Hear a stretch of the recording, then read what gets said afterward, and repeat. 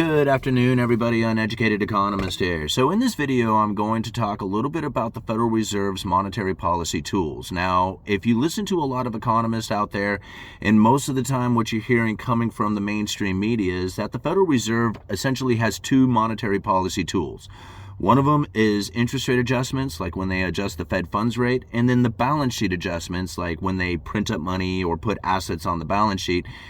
This is like the two main policy tools that the Federal Reserve uses to try and guide the economy or guide the markets.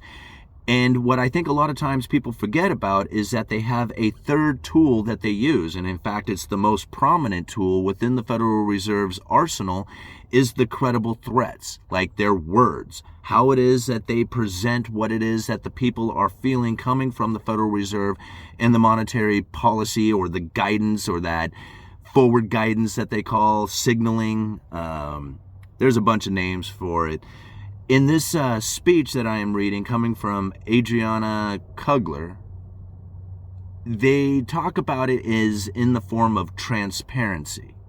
And although transparency is a very loose term that gets thrown around, I think in this discussion here in this video, the way that they are referring to transparency is essentially forward guidance or signaling or credible threats. And she really describes it pretty well here in this little section of this speech. And I'll leave a link down in the description for you guys. But it goes something like this. Credibility is enhanced by transparency and accountability. And I will conclude with a discussion of how principles are carried out by the Federal Reserve, or how these principles are carried out by the Federal Reserve. The Federal Reserve seeks to explain as clearly as possible what it is trying to do in carrying out its dual mandate objectives and how it is trying to do it. Now, the dual mandate is low inflation with stable prices and low unemployment, or what they refer to as full employment.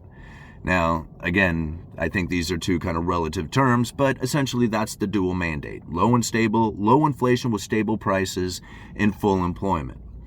Such transparency and accountability are necessary under our democratic system, but are perhaps especially important for the Federal Reserve, which has been assigned such an important role in promoting a healthy economy.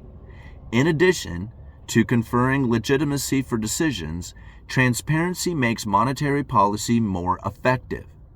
Think about that. Transparency makes it more effective. Less effective, more effective. Transparency makes it more effective. As the public better understands our monetary policy reaction function, which informs the public of how our decisions are shaped by economic conditions. Think about this. Like, their monetary policy is more effective when they clearly communicate it out there to the people. That's what they're trying to say there. If they didn't clearly communicate it, it wouldn't be as effective.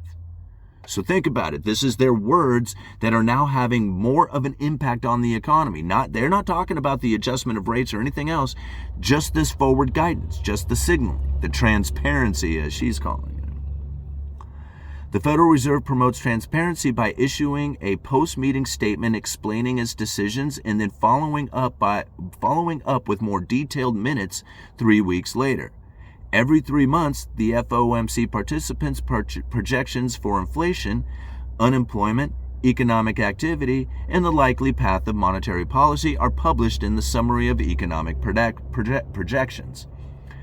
The chair conducts press conferences after each FOMC meeting, and both the chair and the FOMC participants further explain their reasonings on policy in speeches, news interviews, and other public appearances. And we're actually finding evidence of that today.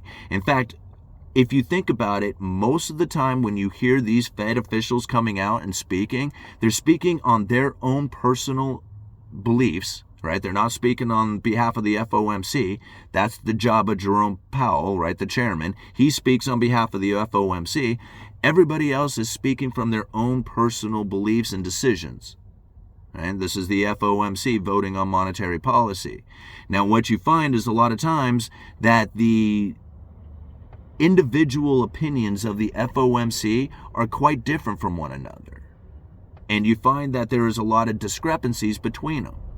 And in fact, if you look deeper into the idea of credible threats in the monetary policy using forward guidance or signaling, they even say it that a volatile, or let me see, like not necessarily volatile FOMC like communications out there, but when you have a big difference in the opinions, that makes for a better policy, because what you can do is then control the outcome in a better fashion. We don't know. Is it going to be cut? Is it going to not? We don't know. Open-ended discussions going out there. And then when the Federal Reserve comes out with a statement saying we are going to do this, it solidifies those people's beliefs. But until then, if they can keep it like an open discussion, hey, we may cut, we may not cut, this is the reasons why we would, this is the reasons why we wouldn't, and they keep it very open-ended, that makes it easier for the Federal Reserve to conduct their monetary policy when they do finally fire off a decision.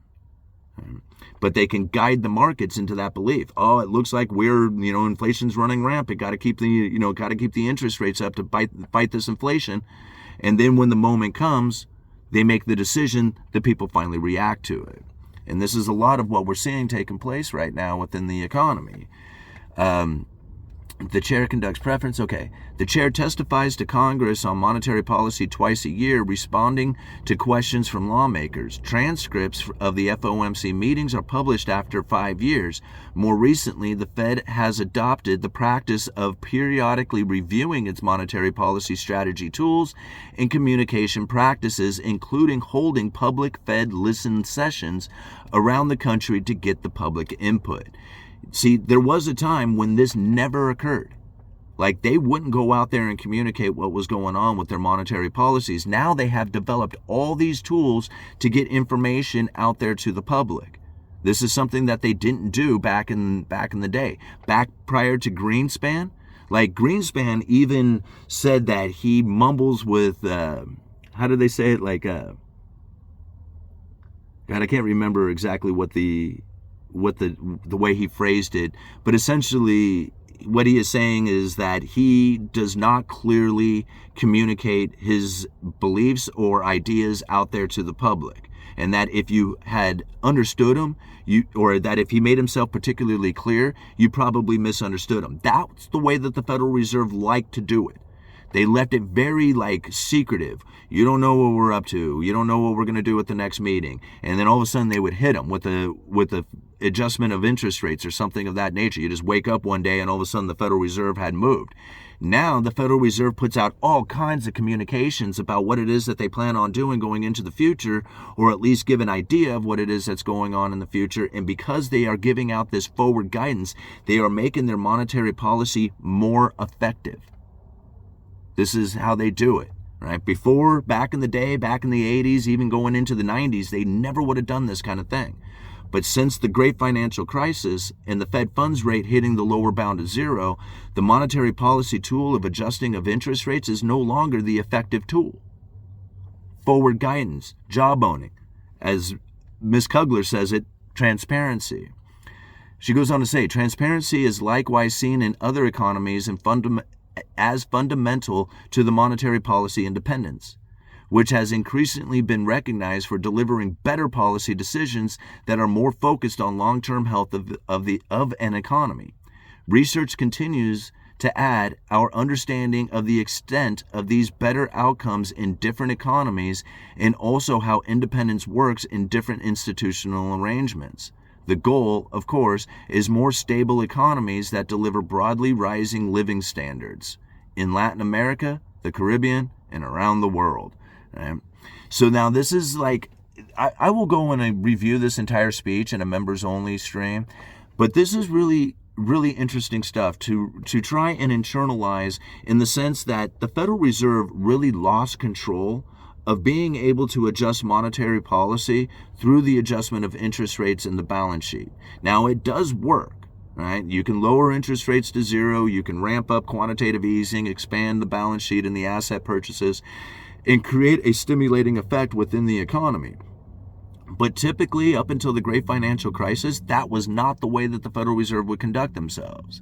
The Federal Reserve would typically want to lower interest rates around 5% on the Fed funds level. this lowering of the Fed funds rate by 5% would get people out there buying houses and cars and going on vacation and spending that money into the economy, stimulating the economy. But since the great financial crisis and the lowering of the Fed funds rate to zero, it's no longer the effective tool. They drop rates down to zero. The debt-saturated market can no longer absorb any more debt in order to stimulate the economy. So instead, the government has to do it. And you find all these fiscal policies stepping up and government spending and bailouts and stimulus and all kinds of stuff that is happening simply because the people themselves are not able to do it. They're debt-saturated, so in turn, the government has to take out the debt and spend it. And this is what we are now experiencing within the economy.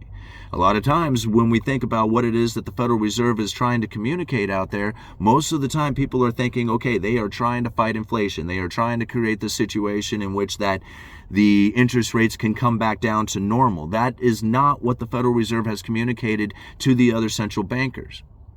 What they have communicated out there is that the inflation expectation was persistently too low rather than too high, and that the neutral interest rate was making it almost impossible for them to stimulate the economy with the lowering of interest rates because they could not get far enough below the neutral rate before running into the lower bound of zero.